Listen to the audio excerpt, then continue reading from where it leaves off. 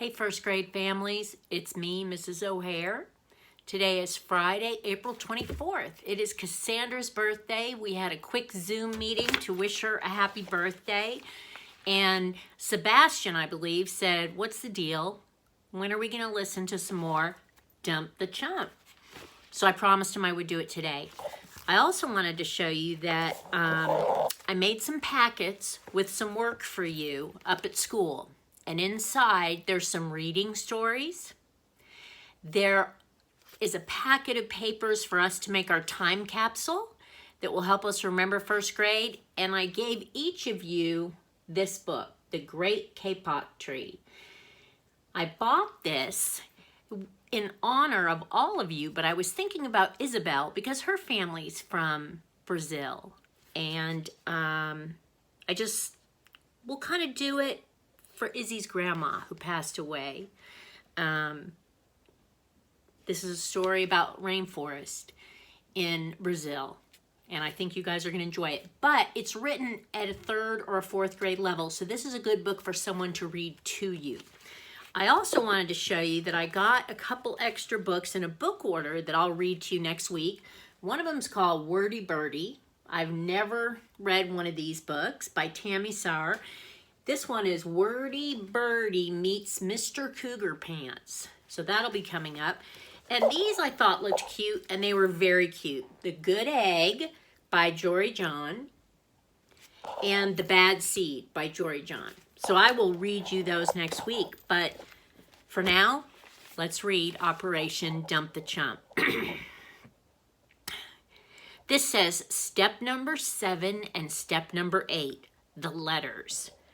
I waited a few days before starting the next step of my operation. I wanted to give the Hensons plenty of time to think about everything I'd told them. In the meantime, I made sure that my mother didn't forget about poor Mrs. Henson and her tired old back. In fact, I talked about Mrs. Henson dragging her husband around in his garden so much, I almost started believing it myself. By the time the week was almost over, I was more than ready to get on with steps 7 and 8. Write fake letter to Hensons and write fake letter to parents. It was Saturday morning and I had an early baseball practice, but I rushed home as soon as it was over. Mom, I need the computer, I hollered as I ran in the door. I have to do a report for school. My mother's memory is unbelievable. You get one, oh, I'm sorry, I skipped that. I have to do a report for school. Okay, fine, she hollered back, but remember, it's not a toy, Oscar, and please don't mess up the printer like you did last time. My mother's memory is unbelievable. You get one crummy paper jam and it lives in her brain forever. I went to the den and began to work. I was hoping that I would be able to write both letters by noon, but at 12:30 I was just finishing up the first one. It turned out pretty good though, I thought. Dear Mr. and Mrs. Henson, our wonderful son, Oscar, told us that he's talked to you about our recent family problems. Please don't worry about us. As soon as we get rid of Robert, we will be able to rent out his room and get some money coming in. If you happen to know anyone in the neighborhood who would like to have a nice little boy come stay with them for a while, please let us know. Yours truly, Mr. and Mrs. Winkle.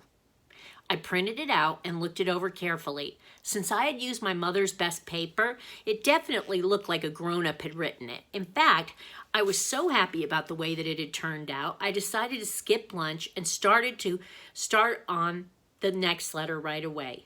Dear Mr. and Mrs. Winkle, your wonderful son, Oscar, told us that he talked to you about our recent family problems. Please don't worry about us. As soon as we find a nice young man to stay with us for a while, we'll be fine. I only hope my tired old back will hold out a little longer so I can keep dragging Mr. Henson around his garden. Sincerely, Mrs. Henson. P.S. Say hello to that cute little Robert for us. Mr. Henson and I get such a kick out of that boy. After I finished, I folded both letters and put them in the envelopes. Then I hurried to my room and hid them under my mattress. I would deliver them on Monday. I went back downstairs. When I went back downstairs, Robert was coming out the front door. "Hello, Oscar the Grouch," he said. "Hello, Robert the Slobbert," I said. My mother ignored us. "How did practice go, Robert?" she asked, trying to change the mood. I shrugged. "Not that good, really. I couldn't hit the ball at all today. My coach said I needed more practice. So I was wondering if you or Dad might be able to pitch some balls to me this afternoon." Mom looked at her watch. "I can probably do it later," she said, "but right now I have to run to the store, and your father is cleaning out the garage." She paused for a second, and then she winked at him. "Maybe you could ask your big brother," she said. "I bet if you asked Oscar real nicely, he would be happy to pitch some baseballs to you." I rolled my eyes to the ceiling. What does that look like? Yes, I rolled my eyes to the ceiling. I hate it when my mother talks about me like I'm not even there. It's just insulting. That's it. Robert turned to me. "Oscar, would you mind if we went outside?" And I interrupted him. "I heard the question already, Robert. This may come as a shock to our mother, but I'm standing right here." Anyhow, I figured Robert must really be desperate if he asked me for help, so I decided to be a good person and give it a try. The truth is, when Robert's trying to be human, I don't really mind helping him out. The two of us went outside. As soon as I pitched him the first ball, I knew why his coach was upset. Robert added some weird kind of dipsy-doodle to his swing that I've never seen before. He must have thought it looked cool or something. He looked so ridiculous. I felt like laughing my head off. I resisted the urge, though. If I laughed, Robert would just storm off. And if he ever used the dipsy-doodle thing during a real game, it would bring shame to our entire family. I must have worked with him for over 2 hours that day. First, I made him choke up on the bat. Then I made him put his feet square to the plate so that he could swing. His swing wasn't so goofy. It took a long time, but at last, he started getting some good hits.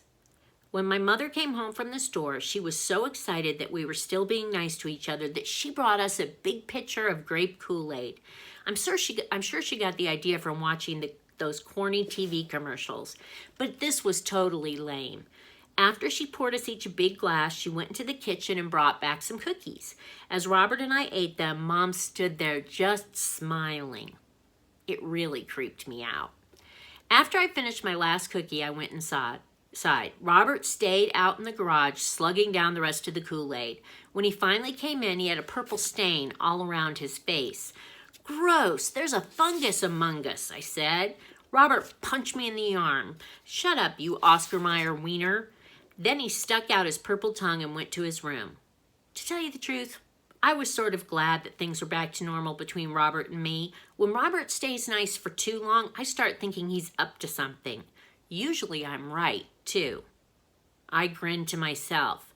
This time, though, I'm the one with the plan. Thanks a lot, guys.